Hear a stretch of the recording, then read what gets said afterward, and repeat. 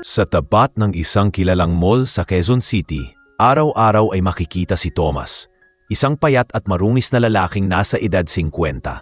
Luma ang suot niyang t-shirt, may mga butas at kupas na kulay abo at ang pantalon niya'y halos hindi na makilala ang dating kulay. Sa kanyang tabi ay isang lumang backpack na tila taglay ang lahat ng pag-aari niya sa mundo. Sa kabila ng itsura niyang pulubi, may kakaibang kabaitan sa mga mata ni Thomas. Isang uri ng katahimikan na bihirang makita sa mga taong piniling magpatuloy sa kabila ng hirap. Hindi siya kagaya ng ibang pulubi na lumalapit sa bawat dumaraan para manghingi. Kadalasan, nakaupo lang siya sa gilid, nakamasid sa mga tao, at paminsan-minsan ay nag-aabot ng tulong sa mga guard o janitor ng mall. Kung minsan ay pinupulot niya ang mga plastik o basurang nakakalat sa paligid, kapalit ng simpleng pagkain o barya. Madalas siyang binibigyan ng siopaw ng janitor na si Mang Erning na matagal nang nakatrabaho sa mall. "Tomas, heto kinuha ko sa kantin. Mainit-init pa," sabi ni Mang Erning habang inaabot ang pagkain. Ngumiti si Tomas at magalang na sumagot, "Salamat Erning, wag mo na sanang ibawas sa sahod mo yan." Tawa lang ang isinagot ni Mang Erning, ano naman kung minsan lang kita bigyan? Ikaw nga laging tumutulong sa amin. Simpleng palitan ng kabutihan na hindi napapansin ng iba. Isang umaga, habang papasok ang mga mamimili sa mall, biglang may batang babae na nadulas sa basang sahig sa entrance. Agad na tumayo si Tomas at mabilis na lumapit para tulungan ang bata. "Ayos ka lang, iha?" tanong niya habang marahan nitong inaangat. Ang bata ay umiiyak, hawak ang tuhod na may kaunting galos. Tinanggal ni Tomas ang panyo niyang luma at marahang pinunasan ang sugat. "Huwag ka nang umiyak, maliit lang yan," sabi niya nang may ngiti. Ngunit bago pa niya tuluyang matulungan ang bata, biglang dumating ang isang babaeng nakapulang uniforme ng mall. Isang sales lady mula sa loob ng department store. "Ano ba yan? Sino ka?" sigaw ng babae na halatang naiinis. "Hindi ka pwedeng nandito sa entrance. Pulubi ka, di ba? Bawal ka rito." Nagulat si Tomas, hindi alam kung paano tutugon. "Pasensya na po, gusto ko lang sanang tulungan yung bata." Ngunit hindi pa man niya natatapos ang sasabihin, tinabig na siya ng babae. "Tulungan? Baka ikaw pa ang dahilan kung bakit nadulas yan. Ang dami niyong pulubi dito, istorbo lang." Napatingin ang mga tao sa eksena. May ilan na natahimik, may iba namang napatigil sa paglalakad. Ngunit wala ni isa ang lumapit para ipagtanggol si Tomas. Nakayuko lang siya, hawak pa rin ang panyong ginamit sa sugat ng bata. "Pasensya na po kung nakagulo ako," mahinahon niyang sabi at dahan-dahan siyang lumayo. Sa gilid ng entrance, natanaw siya ni Mang Erning. Mabilis itong lumapit, dala ang kanyang mop. "Tomas, anong nangyari?" "Narinig ko sumigaw yung tagaloob." Ngumiti si Tomas kahit halata ang lungkot sa kanyang mukha. "Wala yun, Erning. Nais ko lang tulungan yung bata, pero baka hindi ko na dapat ginawa." Umiling si Mang Erning. "Hay nako, hindi mo kasalanan yan. Alam mo naman, iba talaga ang tingin ng tao kapag marumi ang suot mo." Habang papalayo si Tomas, bumuhos ang ulan. Pumwesto siya sa ilalim ng maliit na bubong ng waiting shed. Pinagmamasdan ang mga taong nagmamadaling pumasok sa mall habang siya ay nilalamig. Sa kabila ng lahat, walang bakas ng galit sa kanyang mukha. Kinuha niya ang lumang notebook mula sa bag at nagsulat. Isang mabuting gawa, minsan hindi napapansin. Pero di kailangang tumigil ang paggawa ng tama. Maya-maya, lumabas si Maris, ang sales lady na sumigaw kanina, kasama ang ilang katrabaho. "Naku, nakita niyo ba yung pulubi kanina? Ang kapal ng mukha. Pinagalitan ko talaga," sabi niya habang nagtatawa. Ang mga kasamahan niya ay sumang-ayon, natatawa rin. "Buti na lang pinagsabihan mo. Nakakahiya kasi sa mga customer." Hindi nila alam na may CCTV sa mismong lugar kung saan naganap ang eksena. Habang nagkukwentuhan sila, dumating ang isang lalaking naka-Amerikana. Tahimik at matalim ang tingin. Nakamasid ito sa paligid, tila may hinahanap. Tumigil ang tingin niya sa gilid ng entrance, sa mismong lugar kung saan nakatayo kanina si Tomas. Saglit siyang napatigil, parang may nakilala sa nakita sa CCTV feed ng phone niya. Ang lalaking iyon, mahinang sabi niya sa sarili bago lumakad papasok sa mall. Siya si Mr. Alonzo, ang CEO ng kumpanyang nagmamay-ari ng chain ng mga mall sa bansa. Sa loob ng opisina, kinausap niya ang store manager. May nakita akong insidenteng nangyari kanina. Pakihanap ang pulubing tinaboy ng staff ninyo. Seryosong wika ni Mr. Alonzo. Nagulat ang manager. Sir, olubi po iyon. Baka hindi na bumalik. Ngunit mariing sagot ng CEO. Hanapin mo pa rin. May gusto akong gawin. Habang nag-uusap sila sa loob ng opisina, sa labas ay patuloy na nakaupo si Tomas sa waiting shed. Basang-basa ang laylayan ng pantalon niya, ngunit may payapang ngiti pa rin sa labi. Sa gitna ng malamig na hangin, pinagmamasdan niya ang mga ilaw ng mall at mahina niyang binulong. Hindi naman kailangan ng malaking kayamanan para maging mabuting tao. Baka balang araw, may makakita rin sa tunay na halaga ng puso. Walang kaalam-alam si Tomas na sa mga sandaling iyon, nagsisimula na ang pagbabago ng kanyang kapalaran, isang pangyayaring magpapabago hindi lang sa kanya, kundi maging sa mga taong humamak sa kanya. Simpleng kabutihan na ipinakita niya sa kabila ng panghuhusga, unti-unti nang nagbabalik ang kabutihang matagal niyang pinigay sa mundo. At sa unang pagkakataon, matapos ang mahabang panahon, may liwanag ng paparating sa kanyang buhay. Kinabukasan muling bumalik si Tomas sa tapat ng mall. Maaga pa lamang ay nandoon na siya, dala ang kanyang lumang backpack at maliit na papel na tila listahan ng kung ano-anong isusulat. Nakaupo siya sa ilalim ng puno, pinagmamasdan ang mga taong nagmamadaling pumasok sa loob. Ang iba ay nakapormal, ang ilan naman ay kaswal lang, pero pare-pareho ang direksyong tinutungo. Papasok sa lugar kung saan siya ay bawal. Sa gilid niya ay may lalaking nagtitinda ng tinapay. Minsan ay binibigyan siya nito ng tira at iyon na ang agahan niya. Habang ngumunguya, ngumiti siya at nagbuntong hininga. Minsan talaga, parang palabas lang ang buhay, bulong niya. May bida, may kontrabida pero laging may aral sa dulo. Nang bumukas ang mall bandang 10:00, lumabas ang parehong sales lady na si Mariz. Nakaayos ang buhok, may makintab na nameplate at halatang abala. Habang nag-aayos ng display sa entrance, napansin niya si Tomas na nakaupo sa labas.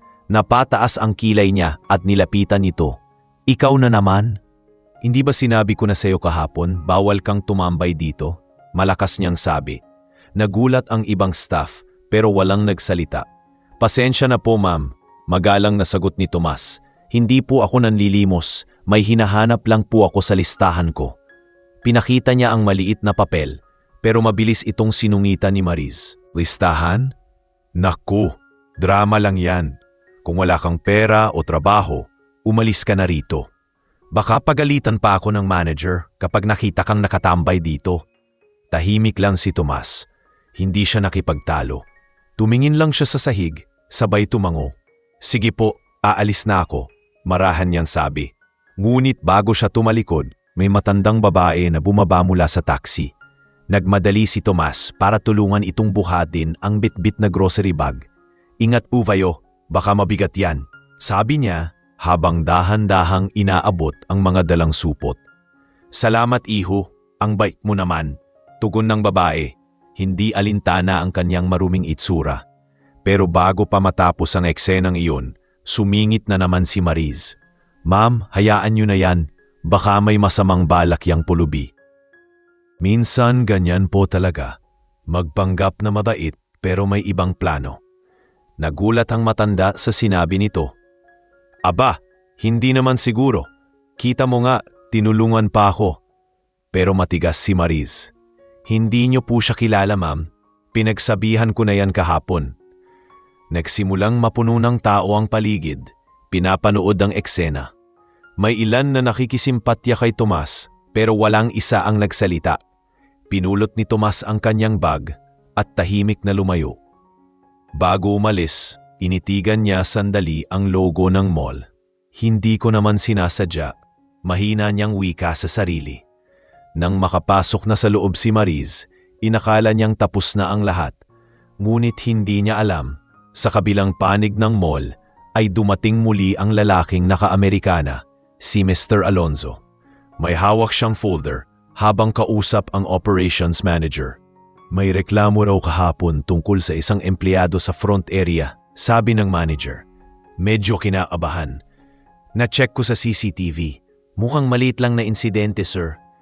Tahimik lang si Mr. Alonzo. Ngunit halata ang lalim ng iniisip. Gusto kong makita ang footage, sabi niya. Binuksan nila ang video at doon nakita ang buong pangyayari. Mula sa pagtulong ni Tomas sa bata hanggang sa pambabastos sa kanya ni Mariz. Habang pinapanood iyon ni Mr. Alonzo, napansin niya ang mukha ni Tomas. May kakaiba sa kanya. Para bang nakilala na niya ito noon pa. Pakihinto sandali, utos niya. Nilapitan niya ang monitor, tinitigan mabuti ang marungis na mukha ng lalaki. Tomas, mahinang sambit niya. Ikaw ba yan? Napahawak siya sa baba. Tila may alaala siyang muling bumabalik. Sir, kilala niyo po ba yung pulubi? Tanong ng manager. Hindi agad sumagot si Mr. Alonzo. Bagkus ay kinuha ang kanyang cellphone at tumingin sa isang lumang litrato sa gallery. Larawan iyon ng panahong wala pa siya sa posisyon. Isang larawang kasama niya ang isang lalaki sa lumang bodega ng lumang kumpanya nila. Ang lalaking iyon ay si Tomas. Hanapin niyo siya, mariin niyang sabi. Kunin niyo ang pangalan niya, kung saan siya nakatira o kahit saan siya madalas tumambay. May gusto akong personal na asikasuhin. Tumango ang manager. Bagaman may halong pagtataka. Opo sir, ipapahanap ko po agad. Sa labas ng mall, dumilim ang langit at nagsimulang pumatak ang ulan. Naglakad si Tomas papunta sa lumang overpass kung saan siya minsang nakikitulog. Habang binabalot ang sarili ng karton, inalala niya ang nangyari. Hindi niya alam kung bakit ganun kabilis humusga ang mga tao. Siguro, bulong niya, ganun na talaga kapag mukha mong dumi ang nakita nila. Hindi puso. Kinuha niya ulit ang kanyang notebook at nagsulat. Ang dangal ng tao ay hindi nasusukat sa amoy ng kanyang damit, kundi sa kabutihan ng kanyang gawa. Samantala, sa loob ng mall ay patuloy sa trabaho si Mariz. Sa isip niya, nagawa niya lang ang tama. Bawal naman talaga silang pulubi rito. Sabi niya sa katrabaho. Kung papayagan natin sila, baka dumami pa. Ngunit sa kaloob-looban niya, may kaunting kirot na hindi niya maipaliwanag. Baka dahil nakita niyang tumulong si Tomas nang walang hinihinging kapalit. O baka dahil sa dami ng taong nakatingin kanina, naramdaman niyang siya mismo ang nagmukhang walang puso. Subalit pinigilan niya ang konsensya at pinili pa ring ipagmalaki ang ginawa. Habang naglalakad pa uwi si Tomas sa ilalim ng ulan, may dumating na itim na kotse na tumigil ilang metro mula sa kanya. Bumaba ang isang lalaki na may dalang payong. Nilapitan siya at magalang na nagtanong, "Ikaw po ba si Tomas?" Nagulat siya, bahagyang umatras. "Opo, bakit po?" Mumiti ang lalaki. "May nag-utos sa amin na hanapin kayo. Gusto po kayong makausap ng aming boss." Napatingin si Tomas sa lalaki. Hindi alam kung ano ang mangyayari, pero tumango siya. "Sige po, wala naman akong pupuntahan." Sa ilalim ng ulan, habang sumasakay siya sa sasakyan, hindi niya alam na ang taong gustong makausap siya ay ang mismong CEO ng mall. At iyon ang magiging simula ng malaking pagbabago sa takbo ng kanyang buhay. Habang umaandar ang itim na sasakyan sa kahabaan ng EDSA, tahimik lang si Tomas sa likod. Hindi niya alam kung saan siya dadalhin, ngunit wala rin naman siyang takot sa dibdib. Ang iniisip lang niya ay kung bakit may naghahanap sa kanya. Ang lalaking naghatid sa kanya ay magalang, bihis na bihis at tila sanay sa ganitong gawain. "Sir, huwag po kayong mag-alala," sabi ng lalaki. "Gusto lang po kayong makausap ng aming boss. Wala po kayong dapat ikatakot." Tumango lang si Tomas at sumagot ng mahinahon. Wala naman akong ginagawang masama, iho. Pero sana hindi ko siya mabigo sa inaasahan niya. Hindi na nagsalita ang lalaki at sa loob ng sasakyan ay tanging tunog ng ulan at makina ang maririnig. Makalipas ang halos kalahating oras, huminto sila sa tapat ng isang gusaling malaki at moderno. May karatulang Alonzo Group Tower. Pagpasok nila sa loob, sinalubong sila ng receptionist na nakangiti ngunit halatang nagulat nang makita ang kasamang marungis na lalaki. "Good afternoon, sir. Siya po ba yung guest?" Tanong ng receptionist. Tumango ang escort ni Tomas. "Yes, ma'am. Padiretso na po sa executive floor. May appointment po siya kay Mr. Alonzo." Lalong nagtaka si Tomas. "Mr. Alonzo?" Bulong niya sa sarili. Hindi niya maalala kung saan niya narinig ang pangalang iyon, ngunit pamilyar ang tunog. Pagdating sa pinakamataas na palapag, dahan-dahan siyang pinasok sa opisina. Sa loob, malaki ang espasyo at punong-puno ng mga mamahaling kagamitan, mga painting sa dingding, malalaking bintanang tanaw ang lungsod, at mesa na gawa sa kahoy na mamahalin. Doon niya unang nakita si Mr. Alonzo. Nakaupo sa harap ng mesa, may hawak na dokumento at may mahinahong ekspresyon sa mukha. Tumayo ito nang makita si Tomas. "Pakiiwan muna kami," sabi ni Alonzo sa mga staff. At nang makaalis ang mga ito, tanging silang dalawa na lang ang naiwan. "Tomas," mahinahong nasabi ni Alonzo, "hindi mo na siguro ako kilala." Napatingin si Tomas, pinagmasdan ang mukha ng lalaki. "Pasensya na po, sir. Parang pamilyar po ang mukha ninyo, pero hindi ko matandaan kung saan." Ngumiti si Alonzo. "Hindi mo siguro inakala na magkikita pa tayo. Ako si Daniel Alonzo. Dati akong assistant manager sa lumang planta ng CMC, kung saan ikaw ang nagturo sa akin kung paano humawak ng mga tao." Nanlaki ang mata ni Tomas. Si Daniel, yung batang bago noon na nahulog ang wallet sa kanto. Tumango si Alonzo, bahagyang natawa. "Oo, ako nga yun. Ikaw ang tumulong sa akin noon. Hindi mo ako kilala pero tinulungan mo akong makauwi. Simula noon, hindi ko na nakalimutan ang kabaitan mo." Napayuko si Tomas. "Hindi ko na akalaing magiging kayo pala si Mr. Alonzo." Huminga ng malalim si Alonzo. "Matagal kitang hinanap, Tomas. Gusto kong tuluvan ka. Nakita ko sa CCTV kung paano ka ininsulto ng empleyado namin. Hindi iyon dapat nangyari." Hindi makapaniwala si Tomas sa narinig. "Sir, hindi niyo na kailangan pang gawin to. Sanay na po akong hamakin at hindi ko naman po ginusto yung nangyari." Ngunit matigas ang tono ni Alonzo. "Hindi ko kayang palampasin yung nakita ko. Ang isang kumpanya, hindi lang dapat magaling sa serbisyo, dapat marunong din umrespeto sa tao. At gusto kong maging bahagi ka ng pagbabagong yon." Tahimik si Tomas sa loob ng ilang segundo. Ramdam niya ang bigat ng emosyon sa loob ng silid. "Sir, salamat po, pero ako isang taong wala nang maibibigay. Wala akong pinag-aralan. Wala akong maayos na damit, ni bahay ay wala akong inuuwian." Tumango si Alonzo. "Pero meron kang puso at yun ang kailangan namin dito. Hindi kita tinatawag para kaawaan, Tomas. Tinatawag kita dahil gusto kong bigyan ka ng pagkakataon." Inabot ni Alonzo ang isang sobre. "Ito ang maliit na tulong ko.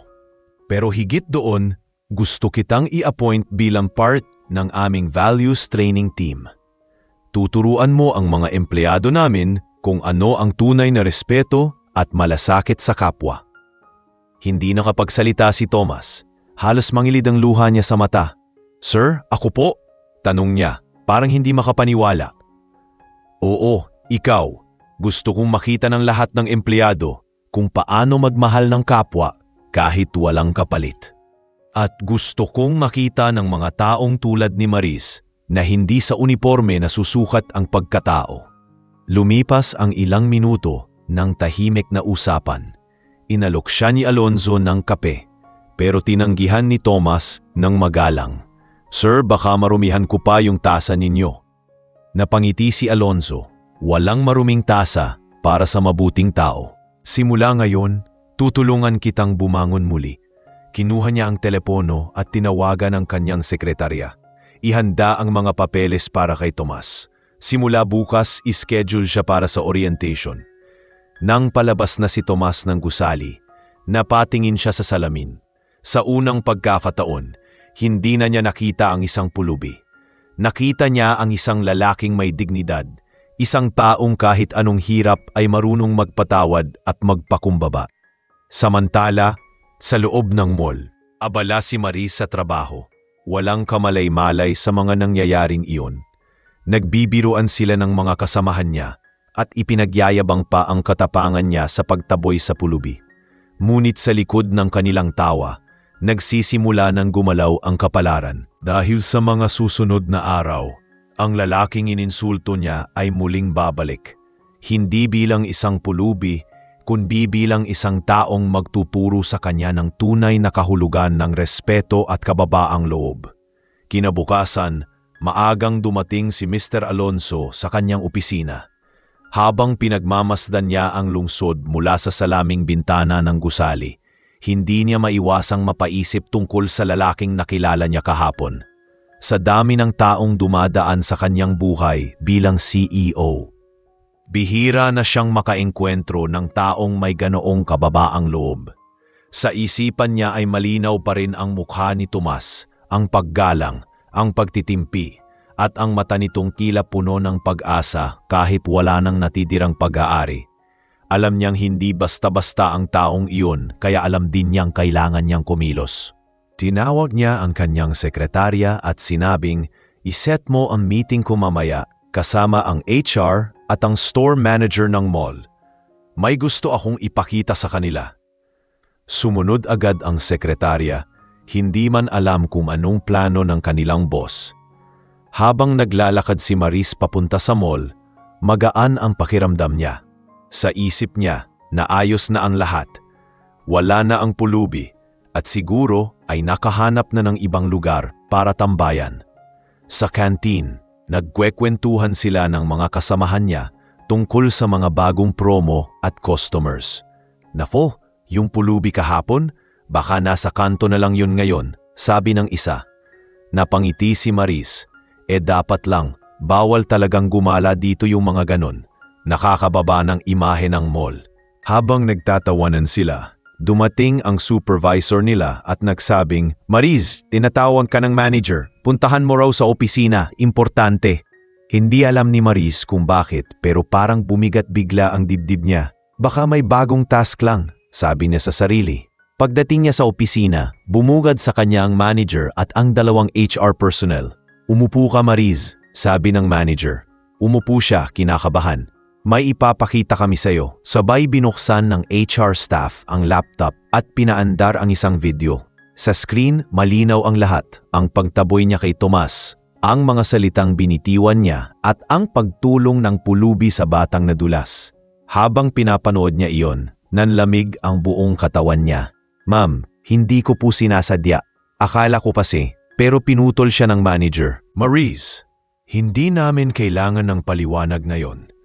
Ang may-ari ng mall mismo ang nakakita sa video na yan at gusto kanyang makausap mamaya." Napatigil siya. "Ang CEO? Si Mr. Alonzo?" Tumango ang HR staff. "Oo, maghanda ka, Maris. Gusto niyang marinig mismo ang paliwanag mo." Hindi siya makapaniwala.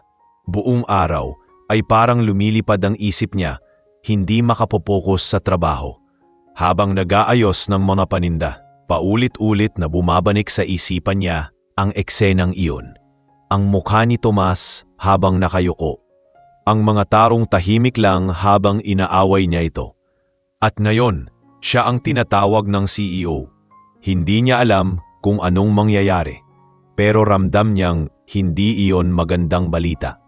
Nang sumapit ang 3:00 ng hapon, may dumating na staff mula sa main office. Miss Maris de la Peña, tanong ng lalaki. Opo, ako po yun, mahina niyang sagot. Sige po, sumama kayo sa amin. Ihahatid po namin kayo kay Mr. Alonso. Tahimik lang siya sa biyahe, halos hindi makatingin sa labas ng bintana. Parang gusto niyang bumaba, pero alam niyang wala nang atrasan. Pagdating nila sa gusali ng Alonso Group, halos hindi siya makapaniwala sa laki at karangyaan ng lugar. Ang mga empleyado roon ay formal at disiplinado at siya ay nakaupo lang sa sulok, kabado at walang masabi. Pagpasok niya sa opisina, nakita niya agad si Mr. Alonso. Nakaupo sa harap ng mesa. Seryoso ang mukha. Magandang hapon po, sir. Nauutal niyang bati. Umupo ka, Maris. Mahinahon pero matigas na sabi ni Alonso. Umupo siya at agad na bumungad ang CCTV footage sa malaking screen sa likod ng CEO. Kilala mo ba ang lalaking ito? Tanong ni Alonso habang tumutukoy sa imahe ni Tomas sa video. Opo sir, siya po yung pulubi na madalas tumambay sa mall. At ito ang ginawa mo sa kanya? Dagdag ni Alonso habang pinaulit ang bahagi kung saan binastos niya si Tomas. Hindi makatingin si Maris. Sir, pasensya na po. Hindi ko naman po alam. Ngunit pinutol siya ni Alonso. Hindi mo kailangan kilalanin ng tao bago mo siya igalang, Maris. Hindi excuse ang ignorance para sa kawalan ng respeto. Tahimik lang siya, nanginginig. Ramdam niya ang hiya at takot na naghalo sa dibdib niya. Alam mo ba kung sino ang lalaking yan? Muling tanong ni Alonso. Umiling siya. Hindi ko po alam, sir. Tumayo si Alonso. Nilapitan siya at mahinahong sabi, ang taong tinawag mong pulubi ay hindi basta-basta. Siya ang taong minsang tumulong sa akin noong wala pa ako sa ganitong katayuan. Dahil sa kanya, natutunan kong hindi sa itsura sinusukat ang dangal ng tao. Tumulo ang luha ni Maris. Sir, hindi ko po alam. Wala po akong intensyon na bastusin siya. Nagkamali po ako. Tama ka, sagot ni Alonso. Nagkamali ka at aaminin ko. Lahat tayo nagkakamali. Pero ang mahalaga kung paano mo haharapin yung pagkakamali mo. Umupo muli si Alonso at tumingin sa kanya. Bibigyan kita ng pagkakataon. Hindi para makabawi ka sa akin, kundi para matutunan mo ang aral na hindi mo makukuha sa training. Mula bukas, babalik ka sa mall at may makakasama kang magtuturo sa iyo ng tamang paraan. Hindi pa man tapos ang sinabi ng CEO. Nagtanong si Maris, sino po yung magtuturo sa akin, sir? Bahagyang ngumiti si Alonso. Makikilala mo rin siya sa tamang oras. Paglabas niya ng opisina, tulala si Maris. Hindi niya alam kung anong ibig sabihin ni Alonso. Ngunit malinaw sa kanya ang isang bagay. Ang buhay na akala niyang kontrolado niya ay magbabago na simula bukas. Hindi niya alam kung matatakot o maninindigan. Pero sa unang pagkakataon, naramdaman niyang kailangan niyang humarap sa isang leksyong hindi itinuturo sa loob ng mall, kundi sa labas, kung saan masusubok kung gaano kalawak ang puso ng isang tao. Kinabukasan, maagang pumasok si Maris sa trabaho, ngunit halatang wala sa sarili.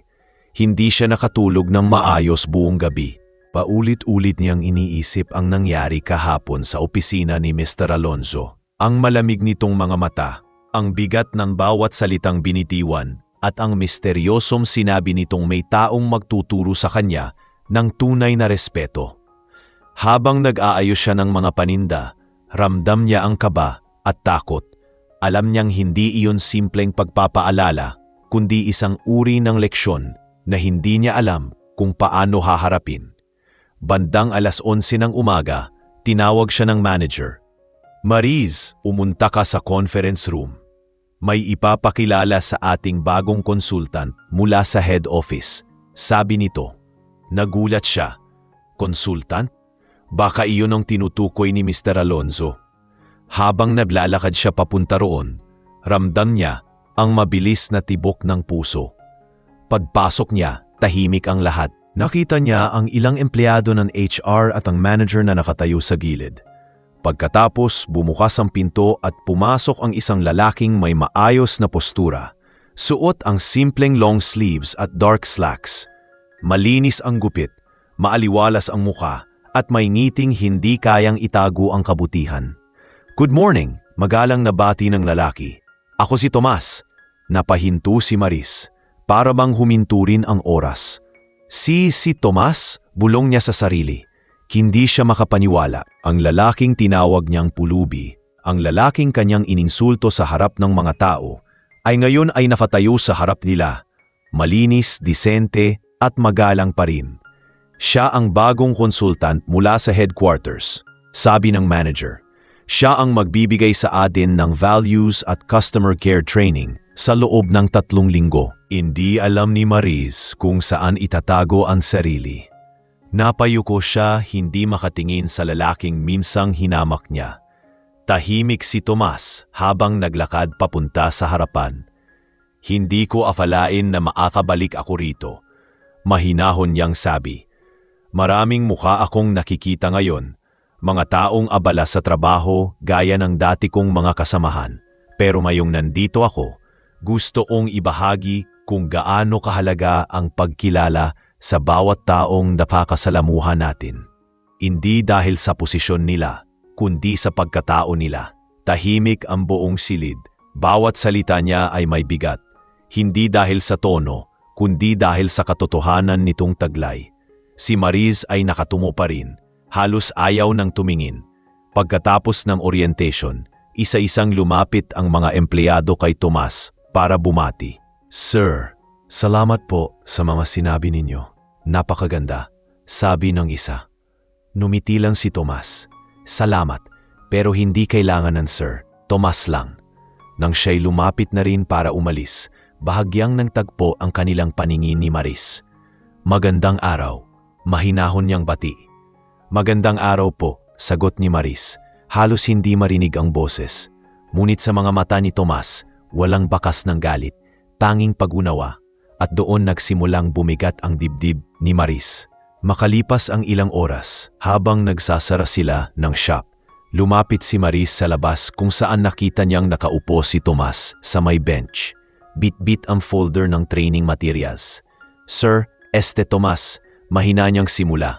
"Pwede po ba akong makausap sandali?" Tumango si Tomas. "Sige, upo ka." Naupo siya. Nanginginig ang kamay. "Pasensya na po sa mga nagawa ko noon. Hindi ko po alam ang totoong pagkatao ninyo. Akala ko." Hindi siya makapagtuloy. "Akala ko isa lang kayong pulubi na nakakaistorbo. Pero ngayon, alam kong nagkamali ako. Laking hiya ko po sa inasal ko." Tumingin si Tomas sa kanya. Banayad ang tinig. "Hindi mo kailangang humingi ng tawad dahil hindi mo alam kung sino ako. Humingi ka ng tawad dahil mali ang ginawa mo. At yan ang mas mahalaga, ang pagkilalang may mali at ang pagsisikap na itama iyon." Hindi nakasagot si Maris. Napahinga ng malalim. "Maraming salamat po, Tomas. Hindi ko alam kung paano ko mababawi." "Hindi mo kailangang bumawi sa akin," sagot ni Tomas. "Bumawi ka sa mga taong katulad ko na hindi mo kilala. Sa mga tao sa labas ng mall na hindi mo napapansin. Doon mo makikita kung ano talaga ang aral ng lahat ng ito." Mula noon, nagsimula ang 3 linggong training.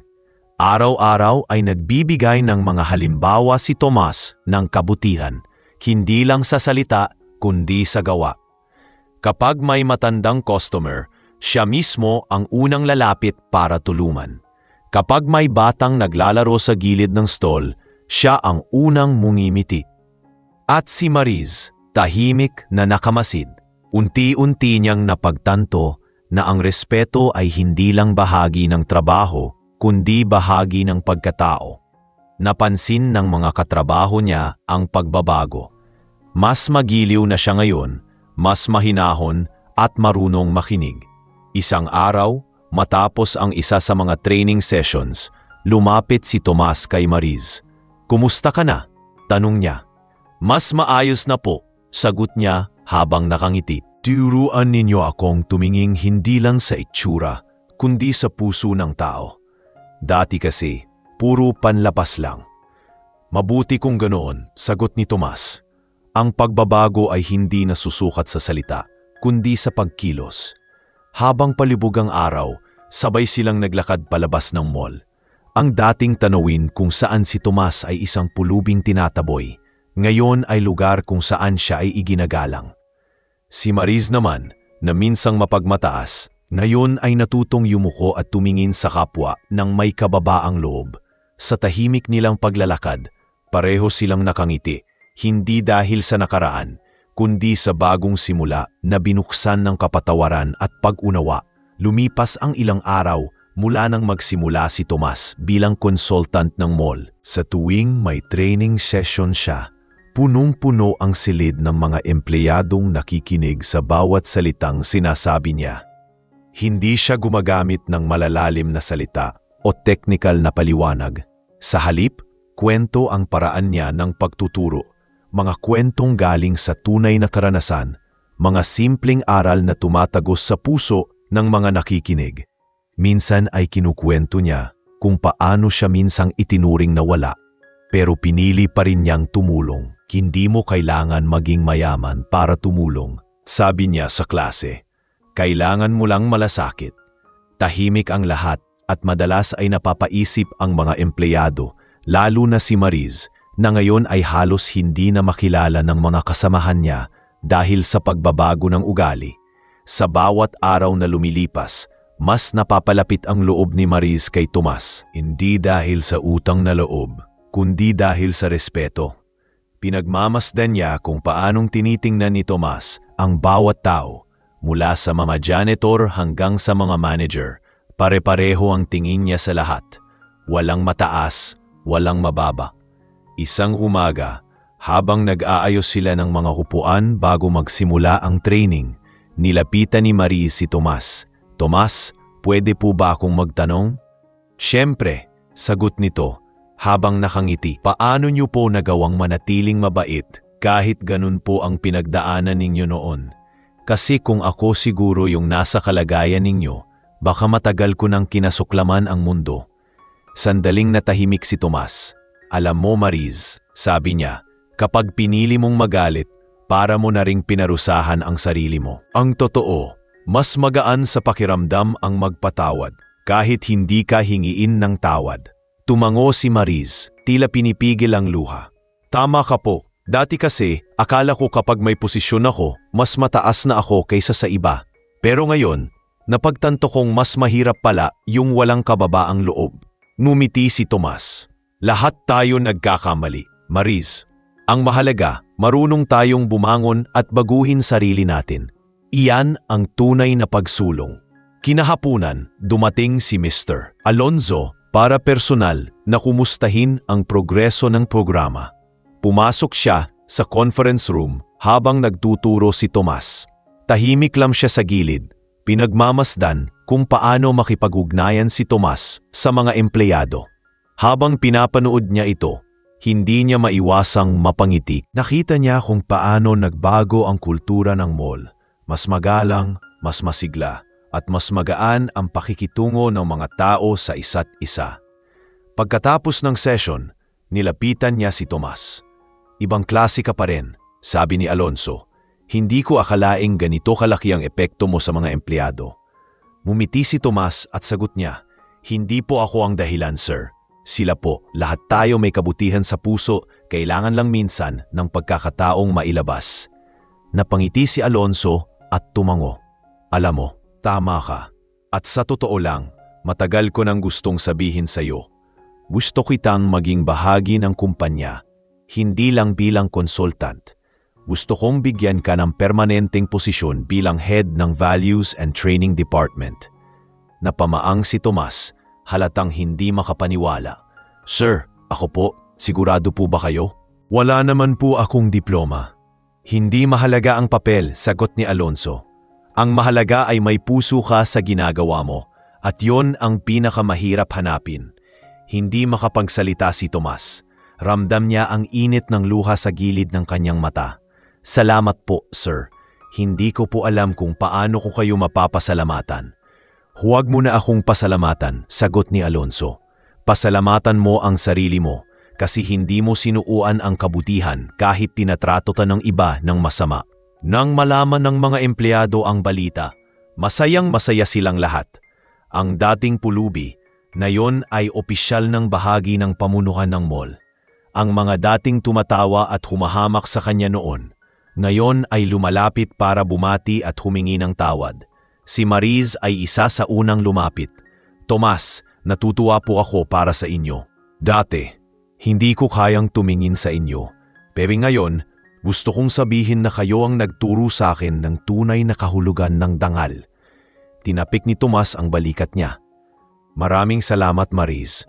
At tandaan mo, hindi ako nagturo. Ang buhay ang nagturo sa ating dalawa. Ilang linggo pa ang lumipas at lalo pang sumigla ang operasyon ng mall. Dumami ang mga customer, tumaas ang satisfaction rating, at pati mga guard at janitor ay mas naging maayos ang pakikitungo sa mga bisita. Lahat ng ito ay bunga ng isang simpleng aral, ang paggalang sa kapwa. Isang gabi habang naglalakad si Tomas palabas ng mall, nakita niyang may isang batang pulubi sa labas, nakaupo sa gilid, nanginginig sa lamig. Nilapitan niya ito at inabutan ng jacket. Bakit ka nandito mag-isa, iho? Tanong niya. Gutom po ako, kuya. Sagot ng bata. Inakay niya ito papasok sa food court at pinakain. Habang pinagmamasdan niya ang batang kumakain, napangiti siya. Ganyan din ako noon, mahina niyang sabi sa sarili. Sa di kalayuan, nakita ni Mariz ang eksenang iyon. Nilapitan niya sila at nag-abot din ng pagkain. Kumain ka pa, anak, sabi ni Mariz sa bata.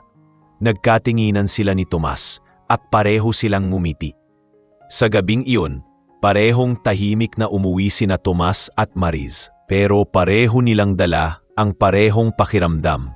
Ang katahimikang dumarating kapag alam mong may tama kang ginawa. At sa isip ni Mariz, isang bagay lang ang paulit-ulit niyang sinasabi sa sarili. Hindi lahat ng marumi ay masama.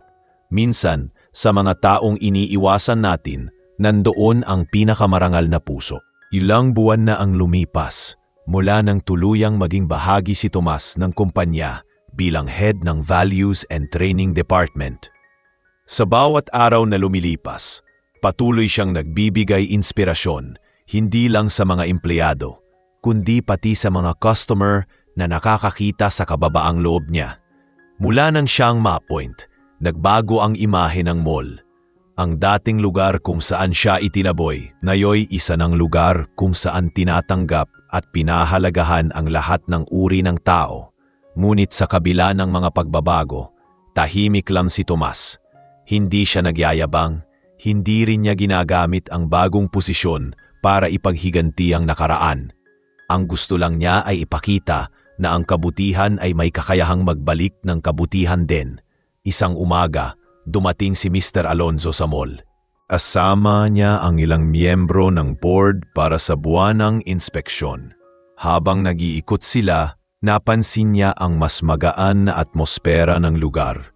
Lahat ng staff ay masigla, mas magalang, at tila mas masaya sa trabaho nila. Iba na talaga rito, Tomas, sabi ni Alonzo habang naglalakad sila. Ibang-iba sa mga nakaraang taon, ramdam ko yung pagbabago. Ngumiti lang si Tomas. Hindi po dahil sa akin, sir. Dahil po sa tiwala ninyo at sa mga taong handang magbago. Pagkatapos ng inspeksyon, nagpasya si Alonzo na magpatawag ng maliit na pagtipipon sa event hall ng mall. Nandoon ang mga empleyado, janitors, guards, at mga supervisor. Nang tumayo si Alonzo sa harap, sinabi niya, "Ngayong araw, gusto kong pasalamatan si Tomas. Hindi lang dahil sa galing niya sa trabaho, kundi dahil binago niya ang paraan ng pagtingin natin sa isa't isa. Sa kanya ko muling nakita ang dahilan kung bakit ko itinatag ang kumpanyang ito. Hindi lang para kumita, kundi para makalikha ng lugar na marangal para sa bawat Pilipino." Tumunog ang palakpakan at kahit si Mariz ay hindi napigilan ang pag-iyak.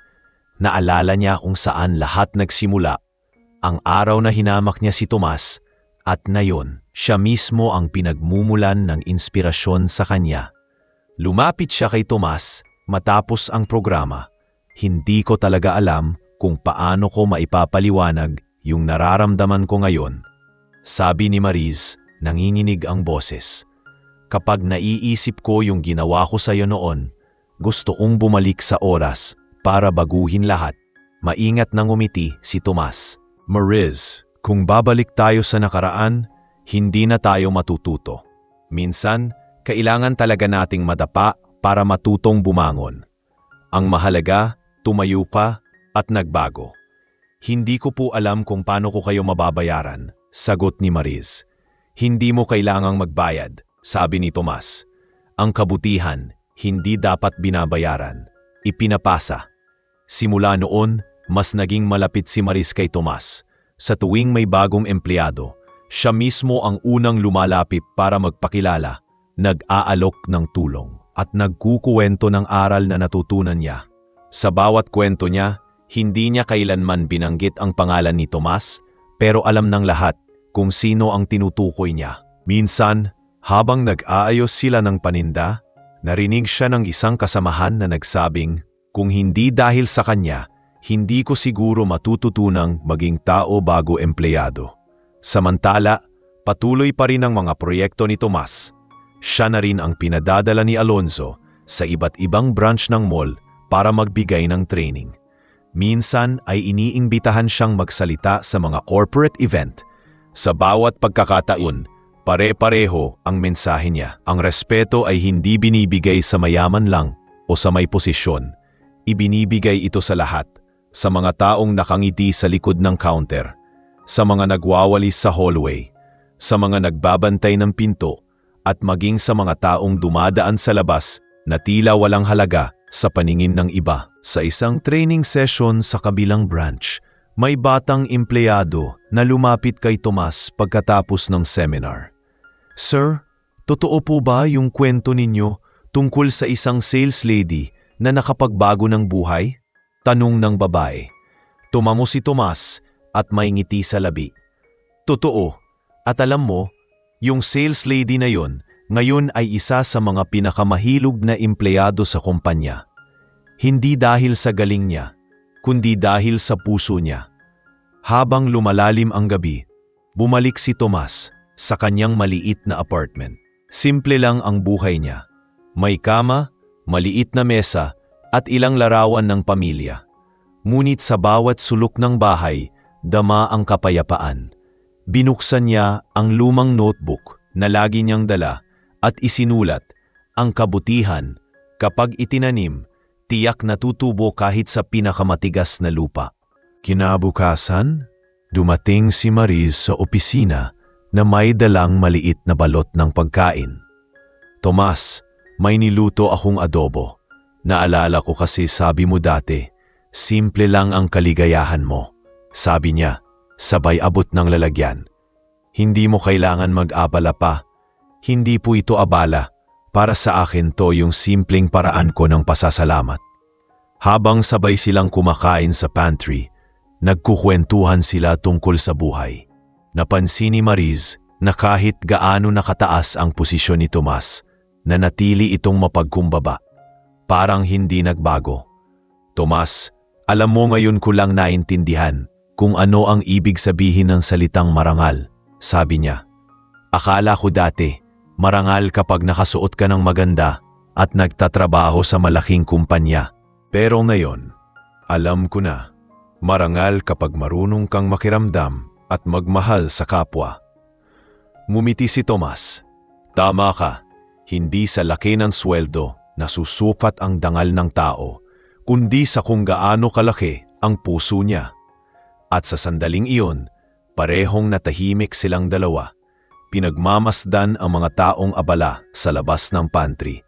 Ang dating pader na naghihiwalay sa pagitan ng mayaman at mahirap, ng empleyado at pulubi, ay unti-unti nang naglalaho sa lugar kung saan minsang ipinahiya si Tomas. Ngayon ay namamayani na ang respeto, kababaang loob at pag-asa. Mga bagay na hindi kailanman mabibili ng pera. Lumipas pa ang ilang buwan at lalo pang lumalim ang respeto ng mga empleyado kay Tomas. Sa bawat sulok ng mall, naririnig ang mga kwento tungkol sa kabaitan niya. Hindi lamang siya isang leader, kundi isang kaibigan, tagapayo at inspirasyon. Sa kabila ng mga papuri, nanatiling payak ang kanyang pamumuhay. Araw-araw pa rin siyang pumapasok ng maaga, nagkakape sa maliit na tindahan sa labas bago pumasok sa opisina. Kahit ang mga garde ay nakaniti sa tuwing dumarating siya. "Good morning, Sir Tomas," bati ng isa. "Good morning din, Rene," sagot niya. Wala pang ngiti yan, kulang pa sa kape. Sabay silang tumawa at sa ganoong simpleng paraan, inaparamdam ni Tomas sa lahat na pantay-pantay lang sila. Isang araw, dumating si Mr. Alonzo sa opisina ni Tomas. Nakasuot ito ng simpleng polo at mukhang pagod. "Tomas," sabi niya, "may gusto sana akong ipakiusap." Umupo siya sa harapan ng mesa ni Tomas. "Alam mo naman na lumalaki na ang kumpanya. Gusto kong dalhin yung training program mo sa iba pang branches sa probinsya. Gusto kong ikaw ang manguna." Nagulat si Tomas, hindi dahil sa bigat ng trabaho, kundi sa tiwalang ibinigay sa kanya. "Sir, malaking karangalan po yun. Pero sigurado po ba kayo? Marami pa pong mas bihasa sa akin." Umiling si Alonzo. "Walang mas bihasa sa kabutihang loob, Tomas, at yan ang kailangan natin." Habang nag-uusap sila, kumatok ang sekretarya. "Sir, andito na po si Mariz. Nais daw po kayong makausap sandali." Tumango si Tomas. Pagpasok ni Mariz, dala nito ang ilang dokumentong kailangang pirmahan. "Pasensya na po, Tomas. May mga papeles lang po para sa training next week," sabi niya. "Ayos lang, Mariz," sagot ni Tomas. "Sakto nga, pinag-uusapan namin ni Sir Alonzo yung plano para palawakin ang program natin." Napangiti si Mariz. "Totoo po, ang galing naman. Kung saan man yan, sigurado akong maraming matutulungan." Pag-alis ni Mariz, tumingin si Alonzo kay Tomas. "Ang laking pagbabago ng babaeng yon," sabi niya. "Dati reklamo ng reklamo, pero ngayon, siya pa ang unang tumutulong kapag may problema." Napangipi si Tomas. "Ganyan talaga ang kabutihan, sir. Tulad ng tubig, kapag dumaloy, pagtanggap, kahit matigas na bato, unti-unti pa ring nalalambot." Makalipas ang 2 linggo, nagsimula na ang unang expansion ng Values Training Program sa ibang mall branches. Si Tomas ang namuno, kasama si Mariz na ipinilit na sumama para tumulong bilang assistant trainer. Sa unang araw pa lang ng seminar, damang-dama ang tensyon sa mga empleyadong bago sa programa. May ilan na halatang hindi interesado, may ilan na nakataas ang kilay, at may ilan ding pasimpleng tumatawa. Ngunit imbes na pagalitan sila, mumiti lang si Tomas. "Alam ko, baka iniisip ninyong sayang lang ang oras ninyo rito. Pero minsan kailangan natin tumigil sandali para makita kung saan tayo papunta. Ang pagod sa trabaho ay pansamantala, pero ang karakter ng tao, yun ang bitbit mo habang buhay." Unti-unting natahimik ang lahat. Ang mga mata ng mga empleyado ay nakatuon sa kanya at sa bawat salita niya ay tila may tinatamaan sa puso. Pagkatapos ng ilang araw ng training, napansin ni Mariz na parang may iniisip si Tomas. "Tomas, ayos ka lang ba?" si tanong niya habang nag-aayos sila ng mga gamit sa venue. "Oo naman," sagot ni Tomas, ngunit halatang may bigat ng tinig. "Naalala ko lang yung mga taong kasama ko noon bago ako maging pulubi. Ang ilan sa kanila, hindi ko na ulit nakita. Kung ganon, dapat silang makakita kung ano na ang narating mo ngayon," sabi ni Mariz. Hindi para ipagyabang, kundi para ipakita na kaya nilang bumangon din. Napangiti si Tomas. "Tama ka, Mariz. Minsan kasi, yung mga taong nawala ng pag-asa, kailangan lang makita na may isa pa ring lumaban." Kinagabihan, pagkatapos ng seminar, nagpunta si Tomas sa isang karinderya sa labas ng mall. Doon niya nakasalubong ang ilang empleyado na dumaan para kumain. "Sir, dito rin po kayo kumakain?" tanong ng isa. "Oo naman," sagot ni Tomas. "Masarap dito, mura pa." Sabay silang nagtawanan. Ang simpleng presensya ni Tomas sa mga ganitong lugar ay nagbibigay sa mga tao ng patiramdam na hindi siya iba sa kanila. Hindi siya mataas, hindi siya nagmamalaki. Isa lang siyang tao na marunong tumingin ng pantay. Maya-maya, habang kumakain siya, napatingin siya sa isang lalaki sa kabilang mesa. Payat, madungis, at mukhang pagod. Para siyang multo ng nakaraan ni Tomas. Nang tumingin ang lalaki sa kanya, agad nitong iniwas ang tingin, nahihiya. Tumayo si Tomas at nilapitan ito. "Kumusta ka, iho?" tanong niya. "Ayos lang po, sir," sagot ng lalaki. "Hindi ako, sir," sabi ni Tomas, sabay ngiti. "Tomas lang. Halika, sabay tayong kumain." Halatang nagulat ang lalaki. "Sir, nakakahiya naman po." "Walang nakakahiya sa pagkain.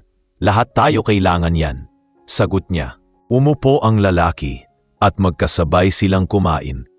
Habang nagkukwentuhan, nalaman ni Tomas na ang lalaki ay dating nagtatrabaho bilang construction worker, ngunit nawalan ng trabaho matapos maaksidente. "Hindi ko na po alam kung saan magsisimula," sabi ng lalaki. Napatingin si Tomas sa kanya. "Alam mo, ganyan din ako noon. Pero habang may hininga, may pagkakataon. Bukas, bumalik ka dito. Tutulungan kitang makahanap ng trabaho." Hindi makapaniwala ang lalaki. Halos mapaluha. "Totoo po," tumango si Tomas. "Oo, dahil minsan yung tulong na ibinibigay mo sa iba, yan din ang babalik sa iyo sa tamang oras." Kinabukasan, binalikan ni Tomas ang mall, dala ang lalaki. Ipinakilala niya ito kay Mariz at sa HR. "Bibigyan natin siya ng pagkakataon," sabi ni Tomas. "Kahit maintenance o janitorial work lang muna." Walang pag-aalinlangan si Mariz. "Sige, Tomas, ako na ang bahala." Habang pinagmamasdan ni Tomas ang lalaki na nakangiting nag-aabot ng papeles, alam niyang tama ang ginagawa niya. Sa oras na iyon, naunawaan niyang ang pagtulong ay hindi dapat tumigil dahil ito ang tunay na sukatan ng pagkatao. At sa mga sumunod na araw, dumami pa ang mga kwento ng kabutihan sa loob ng mall, mga taong natutong tumulong, mga empleyadong natutong umunawa. Ang dating lugar na puno ng yabang at panghuhusga ay naging tahanan ng kabutihan. At sa gitna ng lahat ng iyon ay si Tomas, ang dating pulubi na ngayon ay simbolo ng pag-asa at pagkakapantay-pantay. Makalipas ang ilang buwan, lalong umunlad ang mall at ang kumpanya ni Mr. Alonzo. Sa bawat branch na binubuksan nila, laging bahagi ng programa ang values training na pinangungunahan ni Tomas. Ang simpleng konsepto ng respeto at malasakit na itinuturo niya ay naging pundasyon ng tagumpay ng kumpanya. Ang dating pulubi na itinaboy noon, ngayon ay isa ng hinahangaan hindi lang ng mga empleyado kundi maging ng mga customer. Marami ang humahanga sa kanyang pagiging mapagkumbaba at sa paraan ng pakikitungo niya sa lahat ng tao. Ngunit sa kabila ng lahat ng papuri, nanatiling tahimik at payak si Tomas. Madalas niyang sabihin sa mga staff, ang kabutihan ay hindi kailangang ipagsigawan. Ang kabutihan kapag totoo, kusang nakikita ng iba. Isang araw, habang abala si Tomas sa opisina, pumasok ang sekretarya ni Mr. Alonzo. "Sir, ipinatatawag po kayo ni Mr. Alonzo sa main branch. Gusto raw po kayong makausap tungkol sa bagong programa." Tumango si Tomas at agad siyang nag-ayos. Pagdating niya sa opisina ni Alonzo, nadatnan niyang nandoon na rin si Mariz. Pareho silang nagulat na pareho pala silang pinatawag. "Magandang umaga," bati ni Alonzo, sabay senyas na umupo silang dalawa. "May gusto akong sabihin sa inyo." Nakangiti ito, ngunit seryoso ang tono. "Dahil sa dedikasyon ninyo, napagpasyahan kong magtayo ng bagong department na tututok sa employee relations at community outreach. At gusto kong kayong dalawa ang mamuno." Nagkatinginan sina Tomas at Mariz. "Sir, kami po?" tanong ni Mariz, halatang hindi makapaniwala. "Oo," sagot ni Alonzo. "Tomas, ikaw bilang direktor ng Values and Training. At ikaw naman, Mariz, bilang head ng Community Coordination. Kayo ang magiging mukha ng programang ito." Napayuko si Tomas. Sir, malaking tiwala po ito. Salamat po. Hindi mo kailangang magpasalamat, sagot ni Alonzo. Ikaw ang dahilan kung bakit nagbago ang kultura ng kumpanya. Gusto kong mas marami pang makaranas ng pagbabagong yon. Kinabukasan, ipinatawag ni Tomas ang lahat ng empleyado para ipahayag ang bagong proyekto. Sa harap ng lahat, ipinakilala niya si Maris bilang bagong head ng community coordination. Siya ang magiging tulay natin sa mga taong nangangailangan sa labas ng mall, sabi niya. Habang nakatayo si Maris sa harapan, ramdam niya ang bigat ng responsibilidad. Naalala niya kung saan nagsimula ang lahat. Kung paano niyang hinamak si Tomas noon at kung paano siya binago ng pagkakataon. Pagkatapos ng meeting, nilapitan niya si Tomas. Hindi ko alam kung paano ko haharapin to. Parang mabigat pero nakakatuwa. Ngumiti si Tomas. Ang mabigat kapag para sa kabutihan, laging nagiging magaan sa bandang huli. Makalipas ang ilang linggo, sinimulan nila ang proyekto, kasama si Maris at ang ilang volunteers. Nag-organisa sila ng feeding program para sa mga pulubi at batang lansangan sa paligid ng mall. Sa unang araw, dumagsa ang mga tao. May mga nanay na may kasamang bata, may matatandang pagod sa kalsada, at may mga kabataang tila matagal nang hindi kumakain ng maayos. Habang abala si Maris sa pamimigay ng pagkain, napansin niyang may isang matandang lalaki sa gilid, nakaupo at mukhang nahihiya. Nilapitan niya ito at iniabot ang pagkain. Tay, kumain po muna kayo, sabi niya. Ngumiti ang matanda. Salamat, Kiya. Pagtingin niya kay Tomas, nakatingin ito mula sa malayo. Tahimik lang, ngunit halatang masaya sa nakikita. Pagkatapos ng programa, lumapit si Maris kay Tomas. Ang sarap pala ng pakiramdam ng ganito, sabi niya. Dati, kapag nakakita ako ng pulubi, umiiwas ako. Ngayon gusto ko silang yakapin isa-isa. Napaniti si Tomas. Alam mo, Maris, minsan hindi natin kailangan ng malaking posisyon para makapagbago ng buhay ng iba. Kailangan lang ng bukas na puso. Tama ka, tugon ni Maris. At kung hindi mo ako tinuruan noon, baka hanggang ngayon sarado pa rin ang puso ko. Lumipas pa ang ilang buwan at naging matagumpay ang programa nila. Napansin ni Mr. Alonzo ang malaking epekto nito, hindi lang sa komunidad, kundi sa reputasyon ng kanilang kumpanya. Tomas, Maris, sabi niya sa isang pagpupulong, itong ginagawa ninyo ay inspirasyon sa lahat ng kumpanya sa bansa. Gusto ko sanang palawakin pa ito. Gagawa tayo ng foundation na tutulong sa mahihirap, lalo na sa mga nawalan ng tirahan. Napatingin si Tomas kay Alonzo. Sir, malaking proyekto po yan. Alam ko, sagot ni Alonzo, pero naniniwala akong kaya ninyo. Ang puso ng foundation ay hindi pera, kundi kabutihan, at kayo yon. Habang pinaplano nila ang proyekto, hindi maiwasan ni Maris na mapaluha. Hindi ko akalaing aabot ako sa ganito, sabi niya kay Tomas. Noon, hindi ko alam kung paano humingi ng tawad. Pero ngayon, parang gusto kong itama lahat ng mali kong nagawa sa buhay. Maris, sabi ni Tomas, ang pagbabago mo ay hindi lang aral para sa'yo. Inspirasyon yan sa lahat ng nakakakita sa'yo. Kung kaya mong magbago, kaya rin ng iba. Pag-uwi ni Tomas kinagabihan, naglakad siya sa tapat ng mall kung saan lahat nagsimula.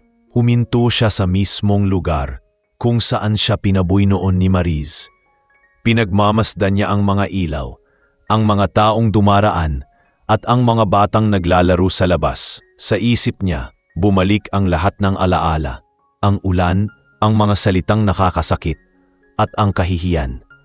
Pero sa halip na lungkot, ngiti ang lumabas sa labi niya. Salamat, mahina niyang sabi. Dahil kung hindi dahil sa lahat ng iyon, hindi ako magiging taong ganito ngayon. Sa di kalayuan, dumating si Maris, hawak ang payong. Tomas, tawag niya, umuulan na naman. Tara, sabay tayong umuwi. Nilingon siya ni Tomas at ngumiti. Nakakatawa no, dati dito tayo nagsimula.